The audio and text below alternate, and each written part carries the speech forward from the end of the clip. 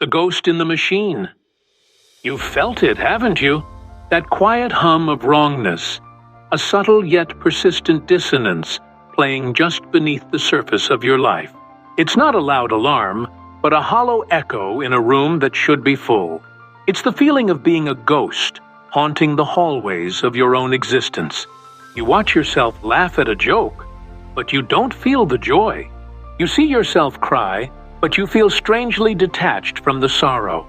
You go through the motions, the job, the relationships, the daily routines, with the unsettling sense that you are an actor who has forgotten their lines, or worse, is reading from a script you never chose, written in a language you don't understand. Each morning, the curtain rises on another day, and that creeping question returns like a phantom visitor. Who am I really behind this mask? And why, despite everything I've achieved or endured, do I feel so profoundly, achingly lost? Perhaps you've turned this feeling inward, forging it into a weapon against yourself. You've cataloged your perceived flaws, labeling yourself as weak, broken, or fundamentally deficient. You've stood in front of the mirror and seen a stranger, someone you've tirelessly tried to fix, to optimize, to discipline into a shape that finally feels acceptable. You've told yourself that if you were just stronger, more disciplined, more positive, you could figure it all out. What if I told you that this internal battle, this relentless self-criticism, is not the solution but a symptom? What if I told you that the feeling of being lost is not a personal failure? It is a map pointing back to a place you didn't know you needed to find. What if the emptiness you feel has roots, hidden, tangled roots, that stretch back into the silent soil of your earliest experiences, into unspoken family rules, into moments of unseen neglect, into the emotional atmosphere you breathed before you could even speak?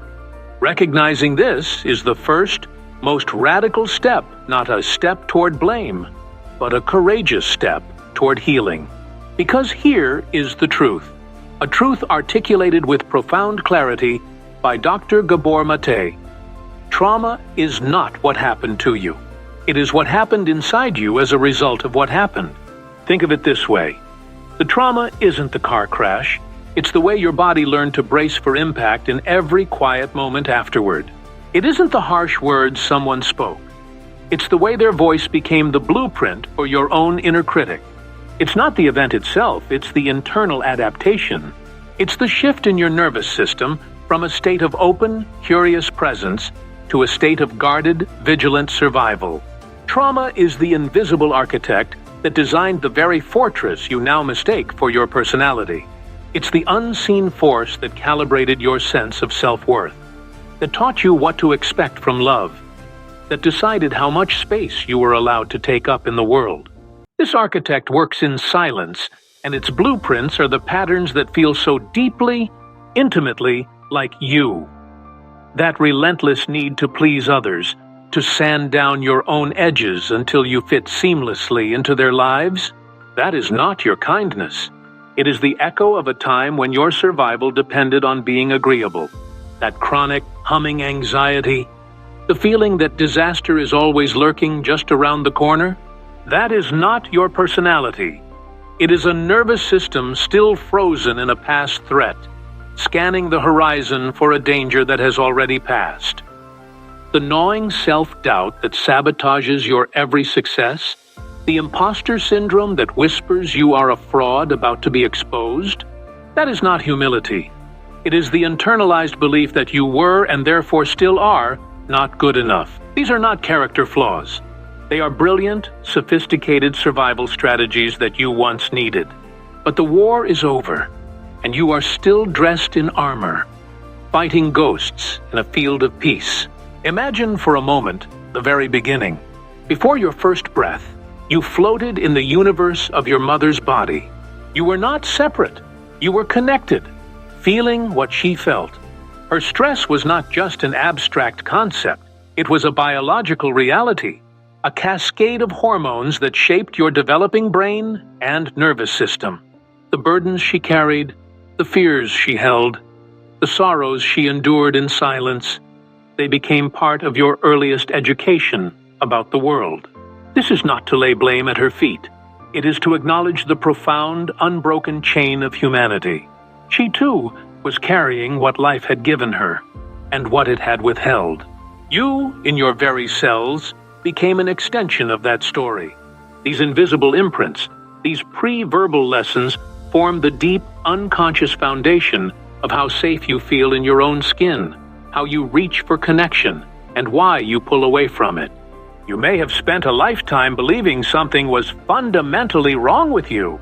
You may have looked at your restlessness, your inability to settle, your difficulty with intimacy, or your constant need to numb your feelings, and concluded that you were the problem. You were the broken piece. But as Dr. Maté powerfully reminds us, there is nothing at the core wrong with you. Those patterns, those coping mechanisms, that armor it all came to be for a very good reason. It was an adaptation. It was survival. You did what you had to do to protect a small, vulnerable part of yourself in a world that felt overwhelming or unsafe. When you can finally look at your most challenging patterns not with shame, but with a sense of awe at their ingenuity, everything begins to shift. You move from self-recrimination to curiosity. You stop asking, "What is wrong with me?" and you begin to ask, with profound compassion, "What happened to me?" And what happened is often hidden in plain sight, in what the world dismisses as normal. The architecture of trauma isn't always built by the earthquakes of life, the overt abuse or catastrophic events. It is more often built by 1,000 small, subtle tremors, the small t traumas, the consistent lack of emotional attunement from a parent, the subtle dismissal of your feelings, the unspoken message that your needs were an inconvenience. It's the well-meaning but overwhelmed parent who couldn't make eye contact at a crucial moment, leaving you with a sense that you were invisible. It's the caregiver who, because of their own unhealed pain, could not tolerate your big emotions, teaching you to swallow your sadness or your anger until it became a permanent lump in your throat. These small wounds accumulate like layers of sediment, hardening over time into unshakable beliefs.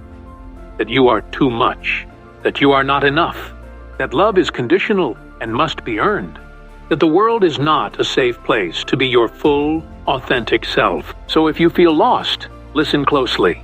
If you feel disconnected from your own body, a stranger to your own heart, if you feel stuck in cycles of self-sabotage, addiction, people-pleasing, or a relentless inner critic, please hear this.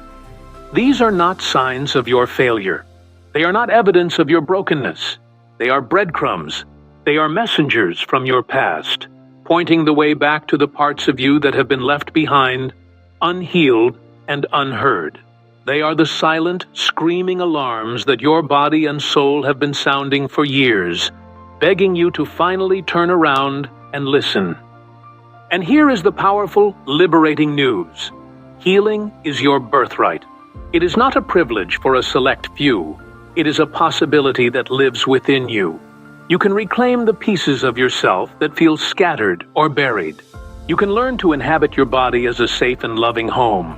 You can begin, right now, to pick up the pen and become the author of your own story. To begin this next part of the journey, we must first make a promise to ourselves.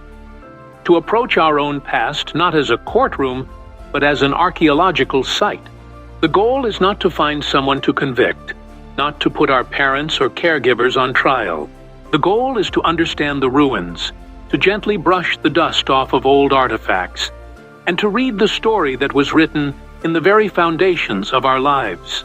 This requires a profound shift away from blame, because blame is a cage that keeps us locked in the past, forever pointing a finger. Understanding, on the other hand, is a key. It is the key that unlocks the door, allowing us to finally step out into the present. We are not looking for villains. We are looking for the unseen blueprints that shaped the architecture of our inner world. These blueprints are not stored in the filing cabinets of your conscious mind. They are held in a much deeper, more ancient archive. Your body. Your body is the living library of your entire life, holding every story that was too overwhelming for your mind to process at the time. The body remembers. It remembers the jolt of fear when a door slammed, the ache of loneliness in a quiet room, the cringing shame of being misunderstood. These are not just poetic ideas. They are physiological realities. Unprocessed emotions and traumatic experiences are stored as patterns of tension, as chronic stress in your muscles, as a knot in your stomach, as a tightness in your chest. This is why you can't simply think your way out of anxiety or depression. You cannot reason with a memory that is stored in your nerve endings. Healing, therefore, must be a process that includes the body. It is a journey of learning to listen to its whispers before they become screams. Let's travel back to the very first pages of your story, to a concept known as attunement.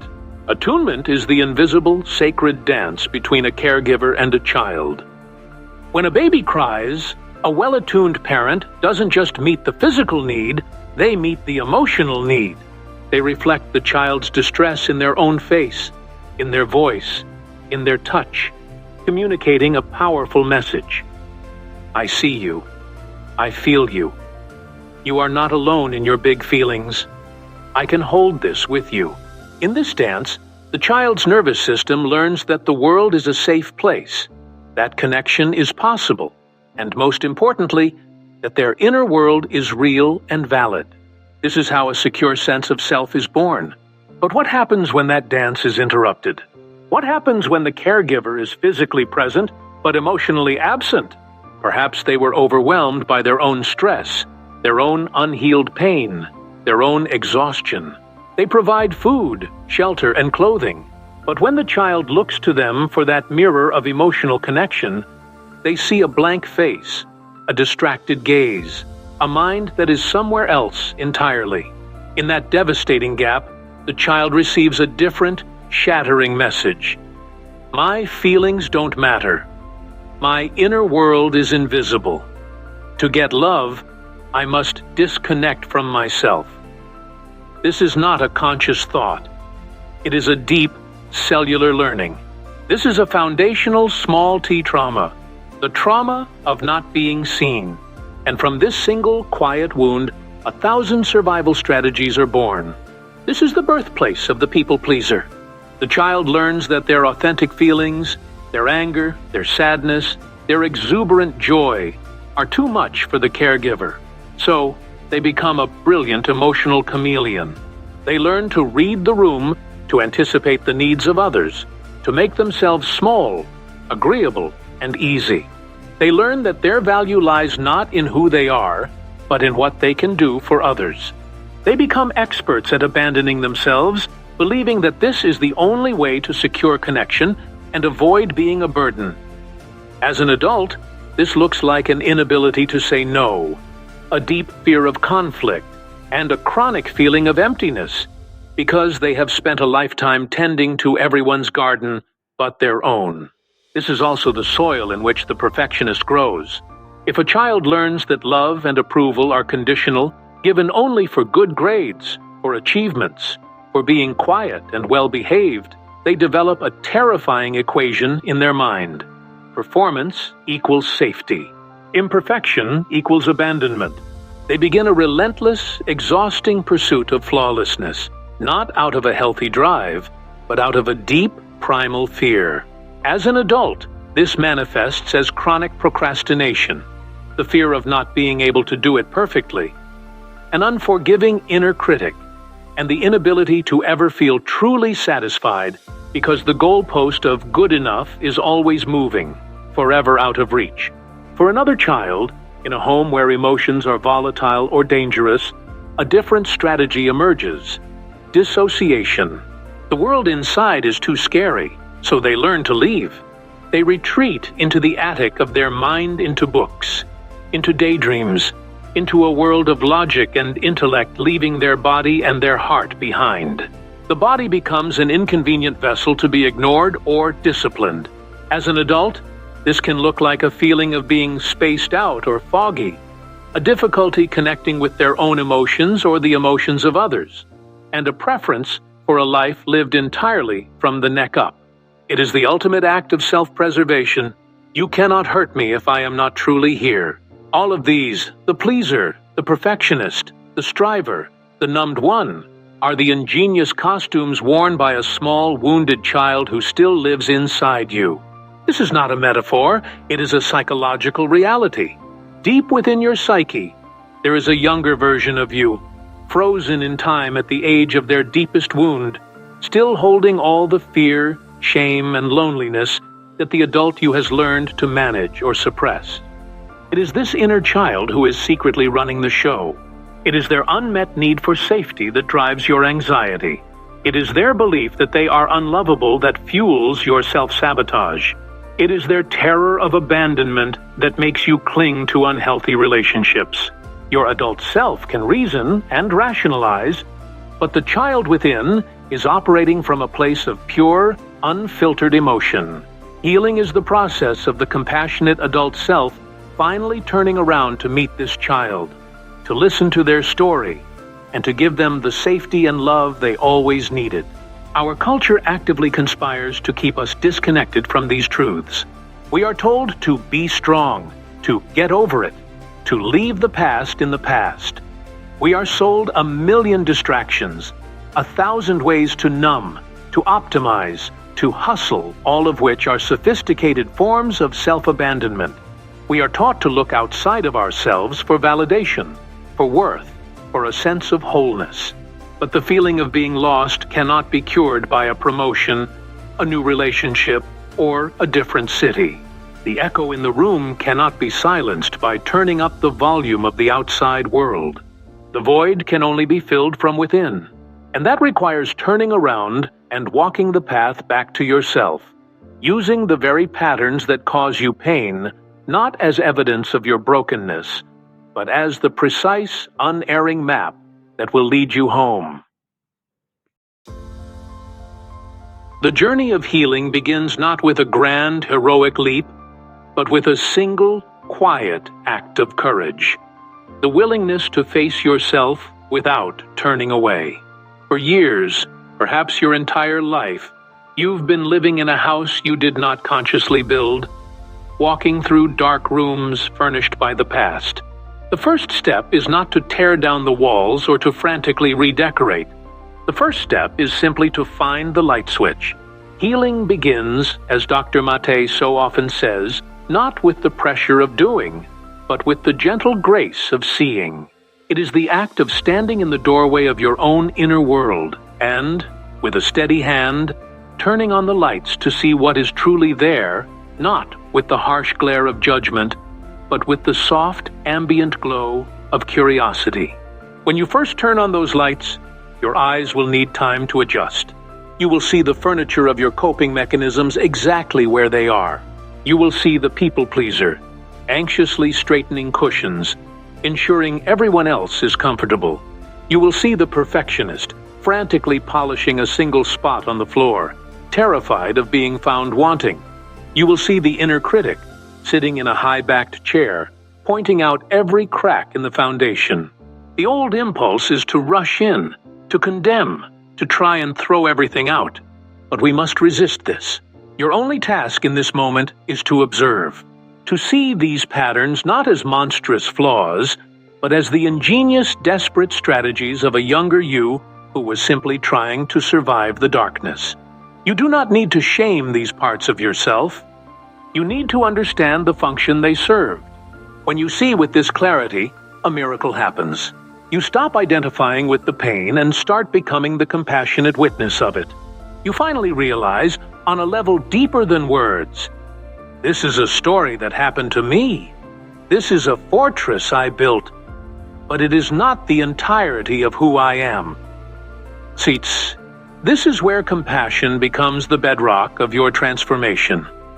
Self-compassion is perhaps one of the most misunderstood concepts of our time. It is not self-pity, which keeps you stuck in the story of victimhood.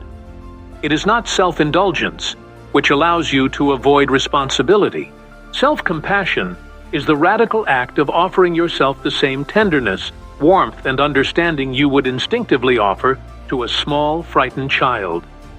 And that is exactly who you are meeting when you turn on the lights, because your nervous system, in its infinite wisdom, is still carrying that child within you, the one who felt unseen, the one who felt unsafe, the one who decided they were unlovable. That child is still waiting for the care and reassurance it may not have fully received. I want you to try something right now, if you can. Close your eyes and imagine a younger version of you, at the age of your first remembered hurt. See their small hands, their hopeful eyes, their posture. See them in the room where they felt lonely, in the schoolyard where they felt excluded, at the dinner table where they felt invisible. Now, imagine your present-day self, the adult you are today, walking into that scene. You kneel down and you look that child in the eyes. What would you say? Would you scold them for being scared? Would you tell them to get over it? Or would you open your arms?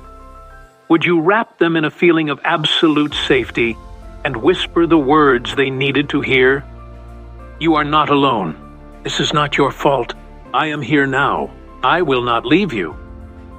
That warmth, that protective strength, that unconditional love that is the force of self-compassion. This is not just a visualization. It is a profound neurological act.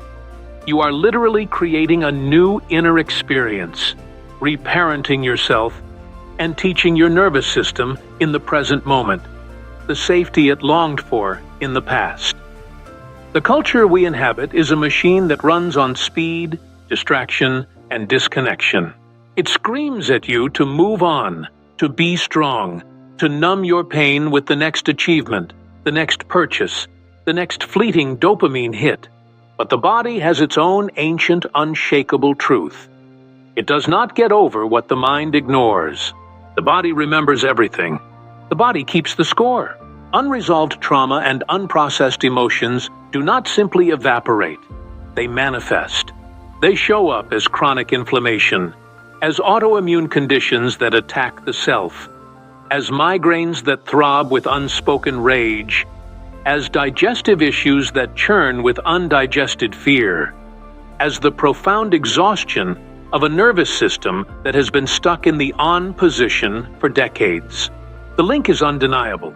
Your physical symptoms are not random malfunctions. They are communications from your past. They are the story of your life, written in the language of your cells. Healing, then, requires that we learn to listen to this language, to gently and safely bring the story into our awareness so that the body can finally release its grip. To do this, you must learn to slow down. This sounds deceptively simple, but in our modern world, it is a radical act of rebellion. Slowing down is the antidote to the trauma response, which is all about speed fight, flight, freeze. By consciously choosing to slow your pace, to slow your breath, to slow your thoughts, you create a space, a sacred pause. And in that space, awareness can emerge. In that space, you can finally begin to feel what you've spent a lifetime running from. This doesn't mean you have to force yourself to relive overwhelming events. Dr. Maté consistently warns against the dangers of re-traumatization. It means giving yourself permission to become gently curious about your own inner landscape. It means asking, with no agenda other than to listen, what am I feeling in my body right now, in this moment? Let's practice that. Find a sensation in your body. Perhaps it's a familiar tightness in your shoulders, a hollow feeling in your stomach, a buzzing energy in your hands. Your mind will immediately want to label it, to judge it, to fix it. Just for a moment, ask your mind to step aside. Instead, bring a gentle, curious awareness to the sensation itself. What is its texture? Is it warm or cool? Is it sharp or dull? Is it moving or still? You don't need to do anything about it. You are simply noticing. You are practicing the art of being with yourself, This is the beginning of rebuilding the connection between mind and body that trauma severed. This is how you begin to discharge the decades of stored survival energy. Not by forcing it out, but by allowing it to be seen, felt, and held in a safe container. The container of your own compassionate awareness.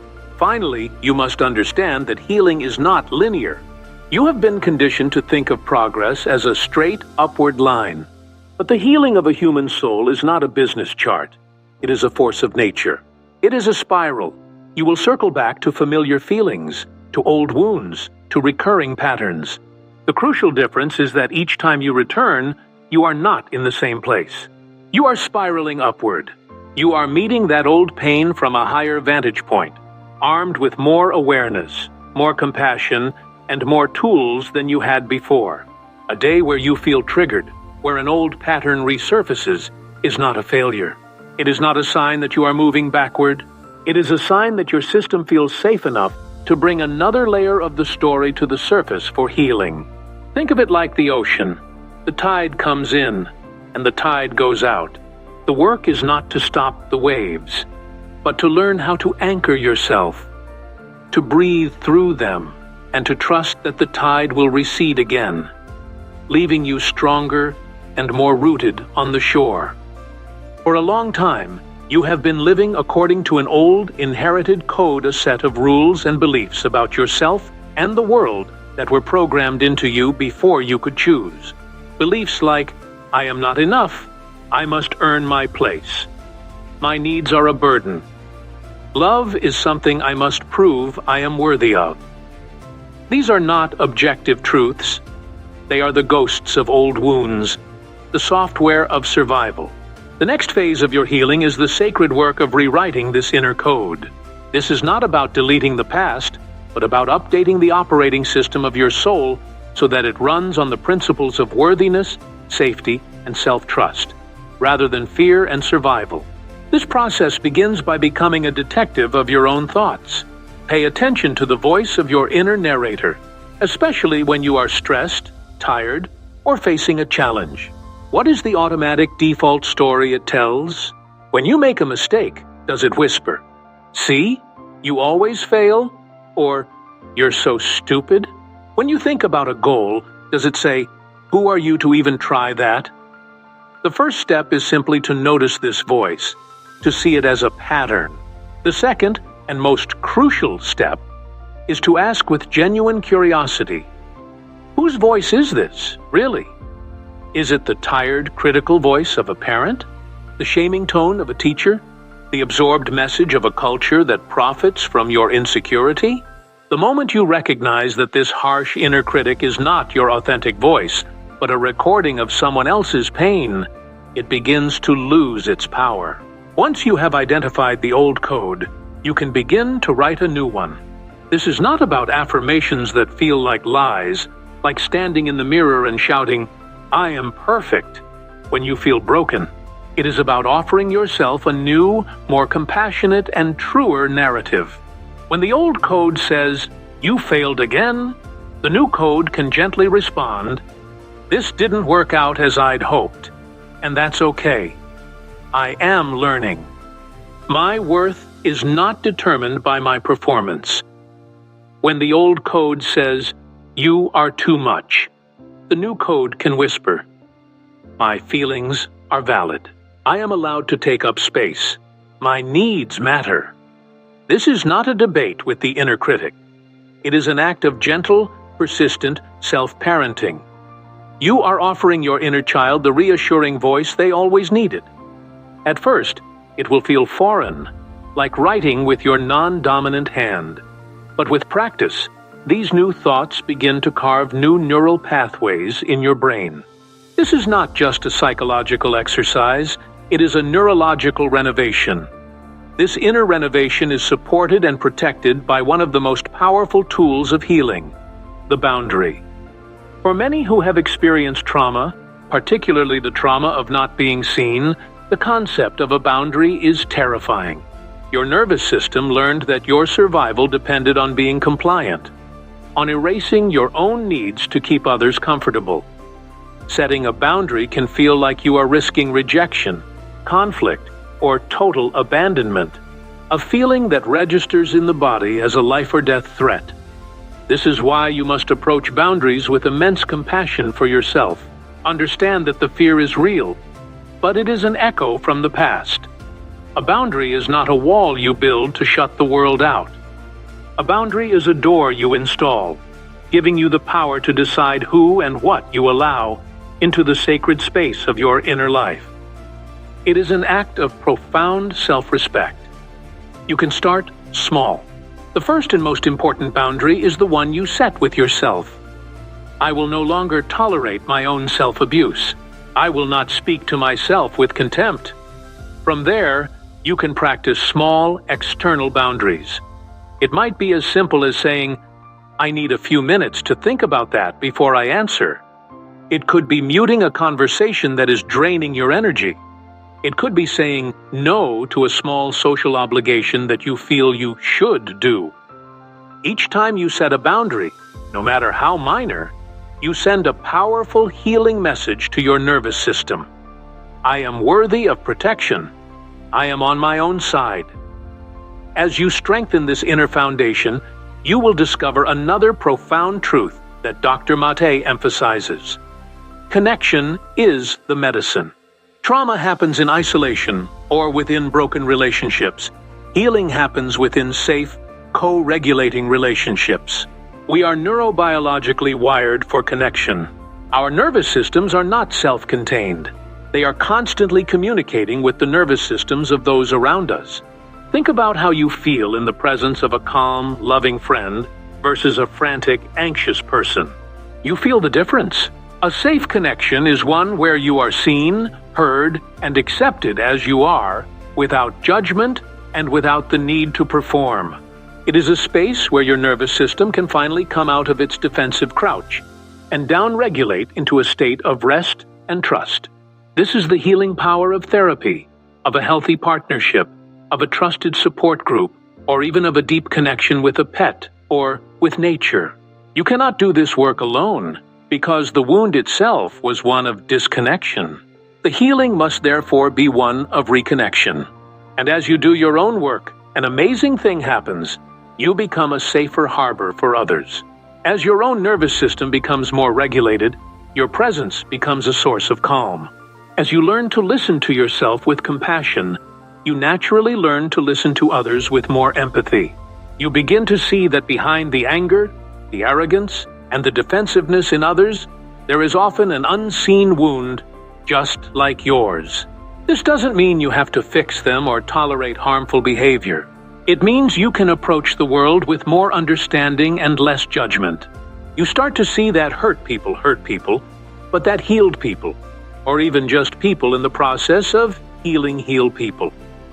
By tending to your own inner garden, you inevitably spread seeds of healing into the world around you, breaking generational patterns not with force, but with the quiet power of your own transformed presence. This is how we begin to heal not just ourselves, but our world. There will come a moment on your journey, and it may be so quiet you almost miss it. It might be during a simple walk, when you notice the precise, intricate pattern of a leaf and feel a sense of wonder so pure it takes your breath away. It might be in the middle of a conversation, when you hear yourself speak a clear, honest truth without the usual static of anxiety. It might be a morning when you wake up and, for a few precious seconds before the world rushes in, you feel a gentle, unfamiliar sense of peace in your own body. This is it. This is the flicker of aliveness. This is the first light of dawn after a long, starless night. This is the authentic self, the you that existed before the armor, tentatively stepping out into the light. Healing is not the dramatic demolition of your old self. It is the patient, loving process of making more and more space for this true self to emerge. As you continue to practice presence, to rewrite your inner code, and to honor your boundaries, you begin to reconnect with this core of your being. This is where a new, organic sense of purpose begins to bloom. For years, You may have chased a purpose born from your trauma, the need to prove your worth, the drive to achieve enough to finally feel safe, the desire to be seen and validated. But a purpose born from authenticity is different. It is not something you chase. It is something that expresses itself through you. It is the natural consequence of a healed and open heart. Your purpose may not be a grand public mission. It might be the quiet integrity with which you now live your life. It might be the creativity that flows through you now that it is no longer blocked by shame. It might be the deep present connection you offer to your loved ones. It might be in nurturing a garden, helping a neighbor, or simply walking through the world with an energy that is no longer frantic, but grounded and calm. Purpose is no longer a destination to be reached. It becomes the very way you walk the path. This journey also reintroduces you to the radical healing power of joy. For many who have survived trauma, joy can feel dangerous. The nervous system becomes so accustomed to waiting for the other shoe to drop that moments of happiness are laced with a subtle thread of terror. But as you do this work, as you teach your body that the present moment is safe, you begin to expand your capacity for joy. You learn to let it in. You allow yourself to laugh. A full-bodied laugh that comes from your belly, not just your throat. You allow yourself to feel pleasure in the small things, the warmth of the sun, the taste of good food, the sound of music that moves your soul. Joy is not a betrayal of your past suffering. It is the ultimate act of resilience. It is a declaration to the universe that, despite everything, your capacity for aliveness could not be extinguished. Joy is not a luxury.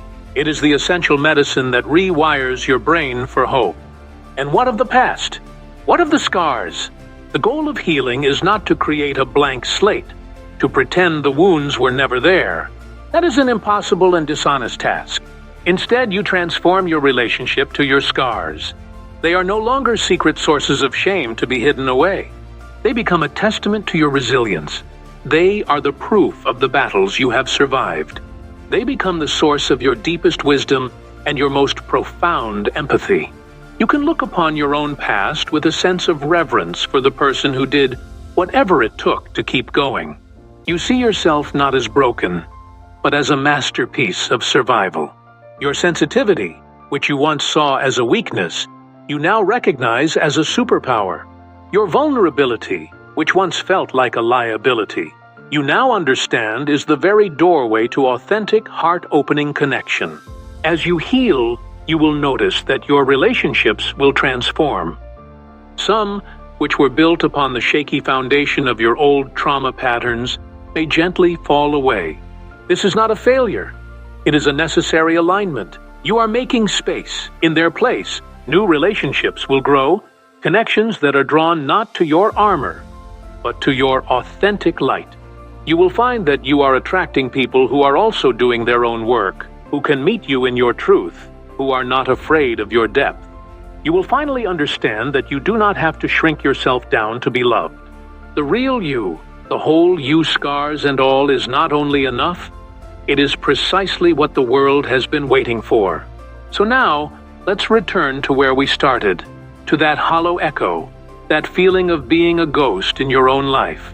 You know now what that feeling is. It is the cry of a disconnected self, longing to be brought home. You know now that you were never truly lost. You were simply carrying a map written in a language you hadn't yet learned to read. The journey was never about finding a new, better you.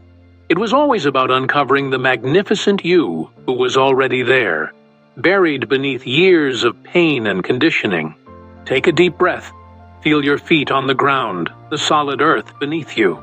Place a hand on your heart and feel its steady, resilient beat.